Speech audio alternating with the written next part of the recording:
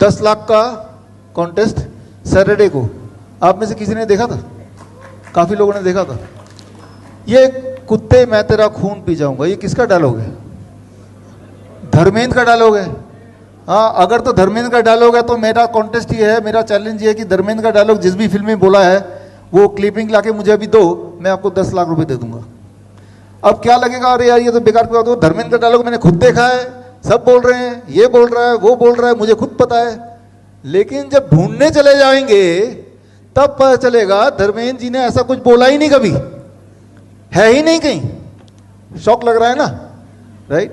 कभी नहीं बोला। अगर तो बोला तो मैं तो 10 लाख रुपए देने को तैयार हूं। ये चैलेंज किए भी आज से 3-4 दिन तो हो गए हैं, अभी तक मेरे पास बहुत सारे लोगों के जवाब आए कि शोले में बोला है। मैंने कहा ठीक है, तो वो बोला है, वो क्लिपिंग ला के दे दो मुझे। यादों की बारात में बोला है, लोहा में बोला है, इलाका में बोला है, इस तरह के खूब सारे आंसर आप में से कई लोगों ने दिए। लेकिन मेरा सवाल है कि जो भी फिल्म बोल रहे हैं उसका वो क्लिपिंग ला के दे दो और 10 लाख रुपए ये रहा, मैं खड़ा हूं, ले लो। अभी तक कोई नहीं आया, ना कोई आएगा। वो इसलिए नहीं आएगा क्योंकि ऐसा कभी धर्मेंद्र जी ने बोला ही नहीं, राइट? लेकिन कुत्ते कमीने मैं तुझे जिंदा नहीं छोड़ूंगा वो बोला होगा, लेकिन मेरा सवाल क्या, कुत्ते कमीने मैं तेरा खून पी जाऊंगा, ये कभी किसी ने नहीं बोला। धर्मेंद्र ने तो पक्का ही नहीं बोला, राइट? लेकिन आपके दिमाग में तो फिट है ना कि बोला है। तो मैं यहाँ ये उदाहरण क्यों दे रहा हूँ? ये उदाहरण ये दे रहा हूँ, इसलिए दे रहा हूँ कि बहुत सारी चीज़ें जो साइंटिफिक नहीं होती हैं या सच्चाई नहीं होती है, लेकिन हमारे दिमाग को लगता है सच है। वो हमारे दिमाग में कोई भी चीज़ सच कब लगती है? हमारे दिमाग में कोई भी चीज़ सच तब लगने लगती है जब उस एक झूठ को हजारों लोग हजारों बार हजारों तरीके से करते हुए नजर आते हैं, तो हमारा दिमाग बोलता है कि ये सच है। उसे ऐसी इंटरप्रिटेशन, फिर उसको कोई और एविडेंस की जरूरत नहीं होती। अगर खूब सारे लोग बोले कीमोथेरेपी अच्छा है, खूब सारे लोग बोले चाहे वो अच्छा ना हो, तो हमारा दिमाग उसकी इंटरप्रिटेशन करेगा कि ये साइंटिफिक है, सच है। जिस तरह से आपके दिमाग ने इंटरप्रिटेशन किया कि बहुत लोग बोल रहे हैं कुत्ते मैं तेरा खून पी जाऊंगा, ये धर्मेंद्र का है, लोग मिमिक्री कर रहे हैं। मिमिक्री आर्टिस्ट तो कर रहे हैं मिमिक्री, लेकिन उससे आपके दिमाग में फीट हो रहा है कि धर्मेंद्र की मैंने कोई मूवी देखी है, वो इमेजिनेशन में है। मूवी देखी है आपने, लेकिन असली बात यह कि बॉलीवुड का सबसे फेमस डायलॉग किसी ने बोला ही नहीं। सोच के देखिए। लेकिन मैं ठीक उसे, हम कुत्ते की बात कर रहे हैं ना, तो कुत्ते की बात ही कर लेते हैं। कुत्ता काटेगा तो क्या करेंगे आप बोलेंगे वैक्सीन लगाएंगे।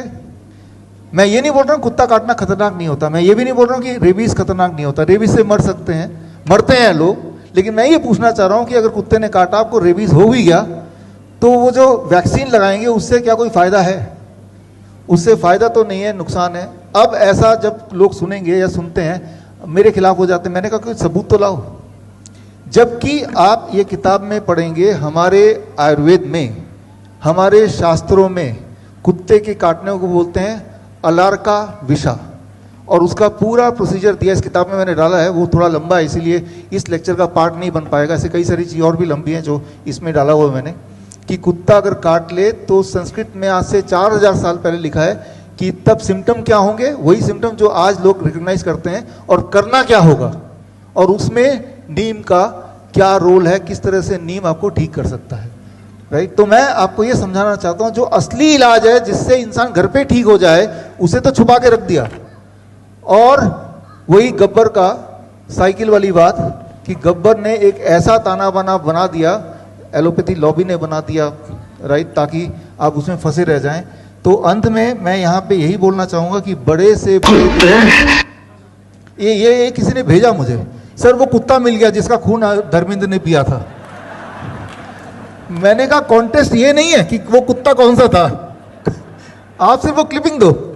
तो इस तरह से लोगों के जवाब खूब सारे आए, लेकिन असली बात नहीं आई, वो क्लिपिंग नहीं आई, राइट? तो खैर, आज के इसके कंक्लूजन में मैं ये बोलूँगा कि आपने जो यहाँ समझा, अपने सामने साक्षात एविडेंस देखा, और अगला एविडेंस ये है जब आप खुद करेंगे और खुद देखेंगे, अपने बाकी पेशेंट भी देखेंगे जो नए पास आउट्स हैं। लेकिन कुछ लोग हैं हमारे देश में या दुनिया में जो इस तरह से अपने मुंह को दबा लेते हैं और सच जो है वो देखना नहीं चाहते, सच को एक्नॉलेज नहीं करना चाहते, राइट? आपने देखा कि, थैंक यू, ऑटिज्म जो कितना आसानी से ठीक हो सकता है, ट्यूबरक्लोसिस जो कितना आसानी से ठीक हो सकता है, इनफैक्ट कोई भी बीमारी कितनी आसानी से ठीक हो सकती है। लेकिन तब जो एलोपैथी लॉबी, ना तो उनको कुछ सुनाई दे रहा है, ना तो उनको कुछ दिखाई दे रहा है। आज हमारे देश में 99% जो बजट है वो एलोपैथी के लिए है, और 1% बजट पूरा आयुष सिस्टम के लिए, वो भी नहीं है उससे कम। इसीलिए एलोपैथी दिखाई दे रहा है चारों तरफ। इसलिए नहीं दिखाई दे रहा है कि वो ज़्यादा इफेक्टिव है, इसलिए दिखाई दे रहा है कि ज़्यादा इफेक्टिवली उसमें बिजनेस मॉडल है। बड़ी से बड़ी बीमारी का आसान से आसान इलाज घर बैठे ही हो सकता है। अधिक जानकारी के लिए कांटेक्ट करें nearest doctor BRC clinic @home। Lifestyle disease हो या इन्फेक्शियस इलनेस, कॉस्मेटिक्स हो या पेन मैनेजमेंट, घर पर ही बनाएं अपनी दवा। Ancient wisdom and modern evidence base का अनोखा मिश्रण। Join 1 month online training, be a certified Neem therapy practitioner.